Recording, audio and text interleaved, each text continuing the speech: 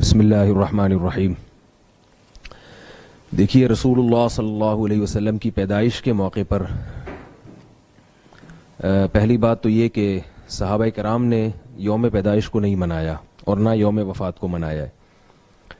کوئی بھی چیز جب دین سمجھ کے کی جاتی ہے تو اس کے لیے قرآن و سنت سے ثبوت کا ہونا ضروری ہے. اگر ہمیں یوم پیدائش کے حوالے سے ہمارے پاس کوئی بھی تعلیمات نہ ہوتی تو بھی اتنا کافی تھا اس بات کے لیے کہ ہم یوم ولادت کو باقاعدہ سیلیبریٹ نہیں کر سکتے یا یوم وفات کو برسی نہیں منا سکتے ہم. لیکن ہمیں کچھ احادیث ملتی ہیں جن سے ہمیں اشارہ ملتا ہے کہ اگر نبی کا کسی کو یوم ولادت معلوم ہو تو اس یوم ولادت کو پھر نبی نے کیا کیا ہے. ہمارے پاس مشہور حدیث ہے بخاری مسلم کی کہ آپ صلی اللہ علیہ وسلم پیر کے دن کا روزہ رکھتے تھے.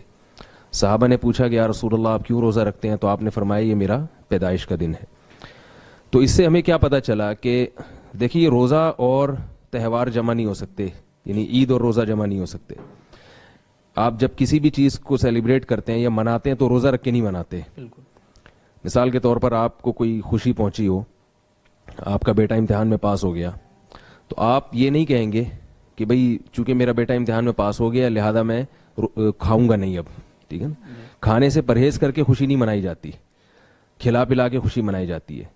تو آپ صلی اللہ علیہ وسلم نے پیر کے دن روزہ رکھ کے یہ ثابت کر دیا، گویا امت کو یہ سبق دے دیا کہ میرا جو یوم ولادت ہے اس کو باقاعدہ سیلیبریٹ نہیں کیا جا سکتا.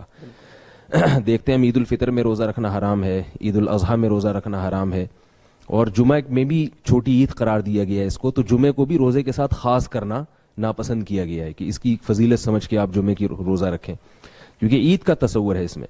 تو ایک تو ہمیں یہ ہدایات ملتی ہیں.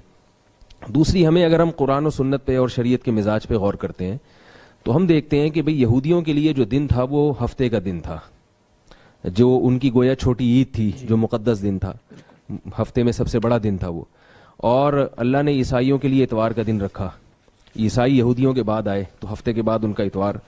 ہم عیسائیوں کے بعد آئے تو ہمارے لیے پیر ہونا چاہیے تھا، اور وہ نبی کا یوم ولادت بھی تھا تو وہ اور زیادہ اس کا تقاضا تھا کہ ہمارے لیے بڑا دن پیر کو قرار دیا جائے. لیکن آپ دیکھیں شریعت نے اس دن کو اہمیت نہیں دی بلکہ جمعے کے دن کو کر دیا اور اس کو عید قرار دے دیا ہمارے لیے. تو اس سے بھی ہمیں پتہ چلتا ہے شریعت کے اس مزاج سے کہ شریعت جو ہے وہ نبی کے یوم ولادت والے دن میں تہوار کا عنصر نکال رہی ہے. ٹھیک ہے نا؟ اس کو تہوار کسی بھی لحاظ سے اس کو تہوار نہیں بنانا چاہتی. صحابہ کرام کے جو طرز عمل ہے اس میں بھی ہمیں یہ بات ملتی ہے کہ صحابہ کرام نے جب سال کی ابتدا کی ہے، سال کی ابتدا حضرت عمر رضی اللہ تعالیٰ عنہ کے دور میں صحابہ کا اجتماع ہوا اور مشورہ لیا گیا کہ ہم سال کی ابتدا کب سے شروع کریں. تو یوم ولادت سے بھی کر سکتے تھے، وہ جس سال آپ کی پیدائش ہوئی، یوم وفات سے بھی کر سکتے تھے. لیکن صحابہ کرام نے ولادت کے سال کو بھی اتنی اہمیت نہیں دی، وفات کے سال کو بھی اہمیت نہیں دی، بلکہ نبی صلی اللہ علیہ وسلم کی ہجرت کے سال کو اہمیت دی. کیونککہ اس میں کیا ہمیں سبق ملتا ہے کہ نبی نے اپنا سب کچھ اللہ کے لیے قربان کیا. تو جب بھی سال تبدیل ہوگا تو ہمارے ذہن میں یہ آئے گا کہ جیسے اب 1439 چل رہا ہے، 1439 ہجری کا یہ ربیع الاول چل رہا ہے اور آج 13 تاریخ شروع ہو چکی ہے اس کی. تو 1439 کا لفظ جب آئے گا تو اس کا مطلب ہے کہ نبی کو اللہ کے لیے قربانی دیے ہوئے 1439 سال ہو چکے ہیں، 38 سال ہو چکے ہیں، 39واں شروع ہو چکا ہے، یا 39 ہو چکے ہیں اور 50واں شروع ہو چکا ہے. تو اس چیز کو فوکس کیا گیا ہے. دوسری بات اس میں یوم ولادت کو باقاعدہ سیلیبریٹ کرنے میں، اس کو باقاعدہ منانے میں ایک اور خرابی بھی ہے کہ اس پر کوئی بھی مسلک ہو، تمام مسلک کے علماء کا اس پر اجماع ہے کہ سالگرہ منانا جائز نہیں ہے. آپ دیکھیں سارے علماء کسی بھی مسلک کے ہوں یہی فتویٰ دیتے آئے کہ غیروں کا طریقہ ہے. بعض لوگ کہتے ہیں ہم یہ سالگرہ نہیں منا رہے، تو فقہاء لکھتے ہیں العبرۃ للمعانی لا للالفاظ. یہ دیکھا جائے گا کہ ہو کیا رہا ہے، الفاظ نہیں دیکھے جائیں گے. آپ اگر کسی کو ایک چیز دیتے ہیں، اپنا مکان بیچتے ہیں اور اس کی 1 کروڑ روپے آپ لیتے ہیں اور آپ یہ کہتے ہیں میں مکان کسی کو گفٹ کر رہا ہوں 1 کروڑ کے بدلے میں، تو نام تو گفٹ کا استعمال ہو رہا ہے، ہدیے کا استعمال ہو رہا ہے، مگر چونکہ آپ 1 کروڑ روپے اس سے لے رہے ہیں تو اس کو ہم کیا کہیں گے؟ اس پہ بیع و شراء کے، خرید و فروخت کے حکام جاری ہوں گے. تو لیبل چینج کرنے سے میں اس پہ ایک چھوٹا سا لطیفہ بھی سناتا ہوں لوگوں کو کہ ایک آدمی نے چینی کی بوری رکھی ہوئی تھی اور بیچنے کے لیے، اور اس پہ چاول کا بورڈ لگایا ہوا تھا.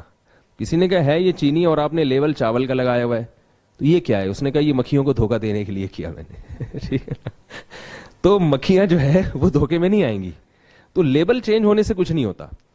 یوم ولادت کو سیلیبریٹ کرنا یہ ہے سالگرہ. کیک اس کا لازمی عنصر نہیں ہے، اس میں کیک بھی ہو سکتا ہے، مٹھائی بھی ہو سکتی ہے، بتیاں بھی ہو سکتی ہیں، یہ سب چیزیں ہو سکتی ہیں، اس میں کچھ بھی ہو سکتا ہے. اور یہ ہو بھی رہا ہے تو کیک بھی ہو رہا ہے, لیکن نہ بھی ہو کیک, اس کو سیلیبریٹ کرنا جو ہے نا اصل چیز ہے. تو جب آپ یوم ولادت منا رہے ہیں تو یہ سیلیبریٹ کرنا ہی ہوا, یہ سالگرہ منانا ہی ہوا.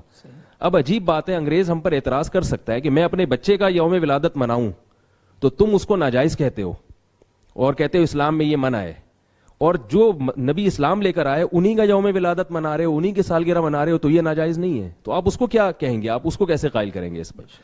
تو یہ اس کے بھی خلاف جاتا ہے یوم ولادت ہو. اسی طرح یوم وفات برسی ہے, اس میں برسی کو کیوں منع ہے کہ غم کو تازہ کرنا, یہ بھی اسلام میں پسندیدہ نہیں ہے. تبھی آپ دیکھیں فقہاء نے لکھا ہے 3 دن کے بعد آپ عیادت ناپسندیدہ اور مکروہ عمل ہے. تعزیت کرنا کسی کی 3 دن کے بعد میت کی مکروہ ناپسندیدہ عمل ہے, کیونکہ آپ اس کو کھینچ نہیں سکتے زیادہ. غم ہوا ہے 3 دن, اور عورت کے لیے شوہر مر جائے تو 4 مہینے 10 دن سے زیادہ وہ نہیں کر سکتی, غم منا نہیں سکتی ہے. غم کا مطلب یہ جو مخصوص طریقے سے. تو اب یہ نہیں کر سکتی کہ چونکہ میرے شوہر کا 1 جنوری کو انتقال ہوا تھا تو ہر 1 جنوری کو میں عدت میں بیٹھ جاؤں گی آ کے, ایسا نہیں ہے. 4 مہینے 10 دن عورت کے لیے رکھے, اس کے بعد نہیں. اور عام حالات میں جو آپ غم کو کسی حد تک آپ جو یعنی تعزیت وغیرہ کر کے شیئر کر سکتے ہیں وہ 3 دن رکھا گیا ہے, تو ایک لمٹ کر دی. تو برسی کا بھی تصور اسلام میں نہیں ہے کہ یوم وفات منایا جائے, اور اسلام میں سالگرہ کا بھی تصور نہیں ہے. تو اس لیے میں یہ سمجھتا ہوں کہ میں کیا جو بڑے علماء ہیں وہ سب یہ کہتے ہیں کہ یوم ولادت کو باقاعدہ سیلیبریٹ کرنا یہ غلط ہے. اور ایک آخری بات جو میں خلاصے کے طور پر کہ دیکھیں, ہمیں جب بھی کسی سے محبت ہوتی ہے تو محبوب کو اپنی طریقے سے راضی نہیں کیا جاتا, بلکہ یہ دیکھا جاتا ہے محبوب کا مزاج کیا ہے, محبوب کا مزاج کیا ہے.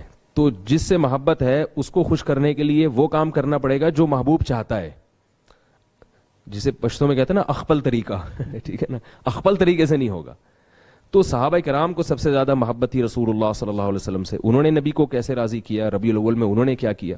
نعت پڑھنا بھی ٹھیک ہے, ربیع الاول میں آپ اگر الگ سے نعتیں پڑھتے ہیں تو چونکہ ایک مناسبت ہے نبی صلی اللہ علیہ وسلم سے اس مہینے کی, تو نعت پڑھنا کوئی پابندی نہیں ہے. سیرت کے نام پہ جلسہ کرنا وہ پورے سال کبھی بھی ہو سکتا ہے, اس میں بھی ہو سکتا ہے. لیکن یہ جو بڑے بڑے جلوس نکالے جا رہے ہیں, خوبصورت کپڑے پہنے جا رہے ہیں, اور ڈیک لگائے جا رہے ہیں, اور مٹھائیاں بانٹی جا رہی ہیں, اور بتیاں لگائی جا رہی ہیں, یہ چیزیں اسلام میں نہیں ہیں. اور ایک آخری بات یہ کہ اسلام میں جتنے بھی تہوار ہیں وہ دن کی روشنی میں ہوتے ہیں. عید الفطر ہے, عید الاضحیٰ, 2 تہوار ہیں دن کی روشنی میں. غیر مسلموں کے تہوار عام طور پر رات کو ہوتے ہیں. آپ کرسمس دیکھ لیں, رات کو جو ان کا دھوم دھڑکا ہوتا ہے وہ دن میں نہیں ہوتا. تو عید میلاد النبی جو ہے, جو آج کل جس طرح سے منائی جا رہی ہے, اس میں رات کو زیادہ منائی جاتی ہے, دن میں کم. خود یہ چیز شریعت کے خلاف ہے, کیونکہ جو بتیاں ہیں, لائٹیں ہیں, وہ رات کو زیادہ جگمگاتی ہیں, تو دن میں وہ منائی نہیں جا سکتی اس طریقے سے. تو یہ چیز بھی شریعت کے مزاج کے خلاف ہے کہ تہوار اگر یہ ہوتا تو دن میں ہوتا. اور بات سے بات یاد آتی ہے, تو ایک اور بات آپ کی خدمت پہ پیش کروں کہ کسی بھی قوم میں, کسی بھی مذہب میں جو ان کا تہوار ہے نا, اس میں سب کا اتفاق ہوتا ہے. بالکل آپ دیکھیں جو لبرل ہندو ہیں وہ بھی ہولی کے دن ہولی مناتے ہیں, جو لبرل عیسائی ہیں وہ بھی 25 دسمبر کو کرسمس منائیں گے. بہت ہی کوئی بالکل ہی مذہب سے باغی ہو تو وہ نہیں منائے گا, لیکن کوئی بھی اس میں اختلاف نہیں ہوتا تہواروں میں. مسلمانوں میں جتنے بھی فرقے ہیں, جتنے بھی مسلک ہیں, عید الفطر کو سب مناتے ہیں. عید الفطر ہے, 1 شوال کو اجماع ہے کہ یہ ہمارا تہوار ہے. 10 ذی الحجہ کا اجماع ہے کہ یہ عید الاضحیٰ کا دن ہے.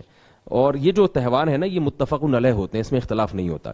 عید میلاد النبی جس طرح سے منائی جا رہی ہے, تو آپ دیکھ لیں بعض ملک ایسے ہیں جن میں پتہ ہی نہیں ہوتا کہ ان کو آج کوئی عید کا دن بھی ہے. سعودی عرب میں تو پتہ ہی نہیں ہوتا عربوں کو کہ آج کیا ہے. پورے ملک ایسے ہیں جن میں منائی نہیں جا رہی. پھر جن ملکوں میں منائی جا رہی ہے, کراچی میں, پاکستان میں منائی جا رہی ہے, کراچی میں منائی جا رہی ہے, تو کراچی میں کھارا در میں منائی جا رہی ہے, ناظم آباد میں نہیں منائی جا رہی. ٹھیک ہے نا. پھر اگر ناظم آباد میں کسی گلی میں منائی جا رہی ہے تو ایک گلی میں عید ہے, اگلی گلی میں نہیں ہے. اس والے گھر میں لائٹنگ ہے, اس والے گھر میں اندھیرا ہے. تو تہواروں میں ایسا اختلاف نہیں ہوتا. تو ایسا اختلاف ہونا خود اس کی علامت ہے کہ یہ مسلمانوں کا باقاعدہ تہوار نہیں ہے. اس کو عید کے لفظ سے تعبیر کرنا بھی شریعت کے مزاج کے بہرحال خلاف.